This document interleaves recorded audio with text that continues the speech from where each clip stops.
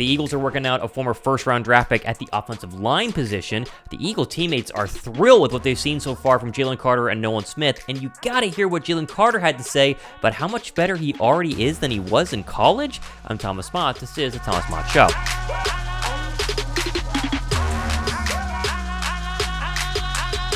What's up, guys? Thomas Mott here. Welcome to the Thomas Mott Show on a Thursday. Let's begin with the latest Eagles news regarding the DJ Fluker tryout. And now it's just a tryout. He hasn't been signed as of yet. But those of you wondering what's going on, they're working out a guy who's had a dramatic change in his body, has not played in a couple of years, and could be the next great offensive lineman for Stoutland University. Well, that last part's a little exaggerated. But here was Zach Berman quoting a Jordan Schultz tweet showcasing Fluker. He's massive. He's lost weight but gained a bunch of muscle and is trying to get back into the league at the age of 32. Schultz says this, comeback story, veteran O-line DJ Fluker working out for the Eagles today, league source tells the score. Fluker has lost 40 pounds, has been working tirelessly to get in shape. However, Roseman continues to work the trenches. And Zach Berman quote tweeted that and said, Fluker played for Jeff Stoutland at Alabama, played for the Chargers while Nick Sirianni was there, end quote. So there's a connection, obviously, to Fluker, who is trying to get maybe one last contract before the end of his season and prove that he can be the first-round draft pick he was really drafted to actually be. Now, he did play well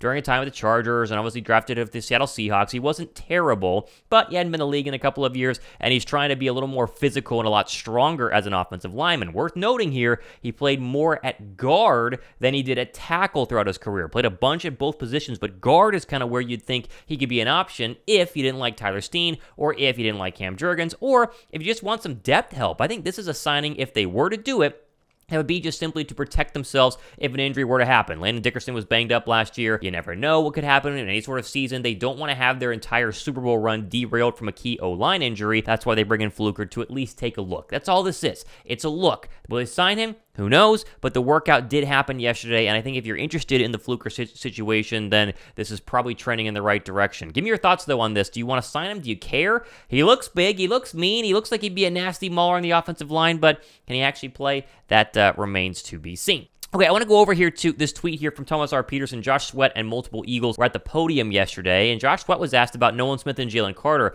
Listen to this right here. Quote, the work ethic is crazy for both of them. They're professionals, man.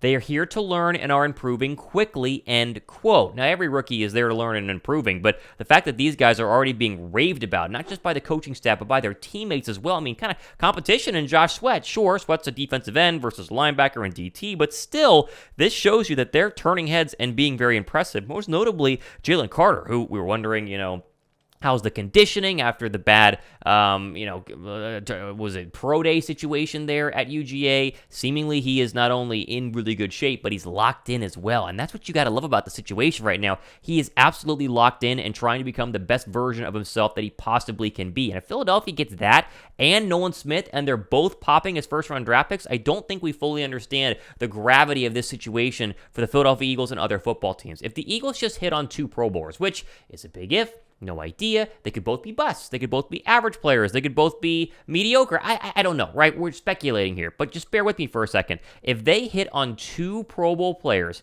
at the pass rush position in the same draft on rookie contracts for the next 4, maybe 5 years. Oh my goodness. I mean, what are we talking about here? We're talking about a continuation of what's been the most dominant defensive line, or one of the most dominant defensive lines, really in what, the past 5 years, the past 10 years? Philly's always had a good D-line. They were fantastic last year, led the league in sacks, and they might have just added 2 dogs there at training camp. No pun intended, but we will see. Love this here from Josh Sweat, and I love the focus from Jalen Carter. He fell to 9 for a reason. Philadelphia thought they could get the most out of him, and so far, that seemingly has been the case.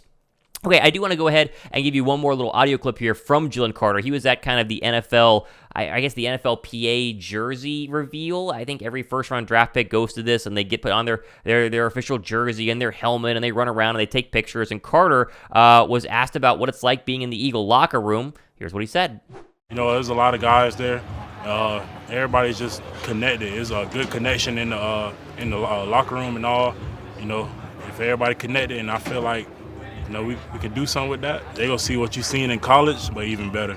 And, I plan on making a big impact to the team and to the season early and go back to the Super Bowl and win it this time. Everybody's connected. There's a good connection in the locker room. He wants to make a big impact on the team, wants to get the Super Bowl and win it this year. I mean, saying all the right things. Looks great in midnight green, by the way. I mean, come on, thumbs up for Jalen Carter, looking absolutely fantastic in midnight green. But geez, you gotta love what you're hearing right there in terms of the fact that he is full ready to go and feels very, very confident in his ability to not only be good this year, but make an impact this year as well. I find a storyline here is more of a rumor, and this comes via Blogging the Boys, talking about 3 reasons why the Cowboys might consider adding free agent quarterback Carson Wentz. First off, your thoughts if Carson Wentz became a Cowboy. That would be very funny. Let's just say that'd be very, very funny. But they make some interesting stuff here. Quote, of course, talent isn't everything. You could put Cooper Rush's face on a t-shirt with that slogan. Rush is the opposite of Wentz. Mediocre skills, but consistent execution and cautious decision-making. Went 4-1 as a starter, blah, blah, blah. When the Dallas faced the Eagles for the 5th game in Rush's starting run, you saw where a guy like him caps out as an asset. He simply isn't good enough to compete against elite opposition.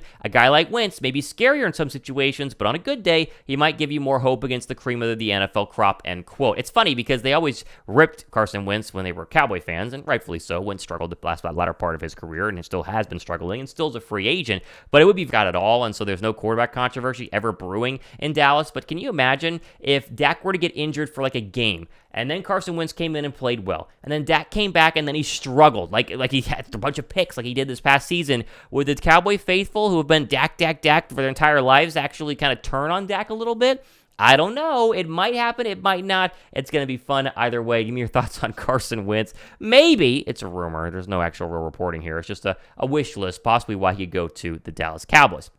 Okay, I will be out of town for the next 10 days, going to England, Scotland, Ireland, and France. I fly out tomorrow night, so there will be a show tomorrow, by the way. But that does not mean I'm not going to be doing shows. If there's breaking news, I'll have a show from whatever Airbnb I'm staying in. I have a couple of breakdowns that I have recorded ready for you guys as well. Plenty more content, as I always said, even when I am abroad. So if you guys want to go ahead and subscribe, hit the thumbs up button, and follow me on Twitter, because I'll always have Twitter and always be tweeting about what's going on with the Philadelphia Eagles at RealThomasMod. I'm so close to 4,000 followers on Twitter at like 3,912, 15. I don't know. I'll flash it up on the screen. But if you guys want to give me a follow on Twitter at RealThomasMod, I tweet a ton of stuff about the Eagles. Really good place to stay in touch. You can DM me questions as well at the same time. Okay, all the time I have for today on this edition of the Thomas Mod Show. Plenty more stuff happening. Stay tuned for tomorrow. A lot of crazy stuff, even though it's the off season. This has been the Thomas Mod Show.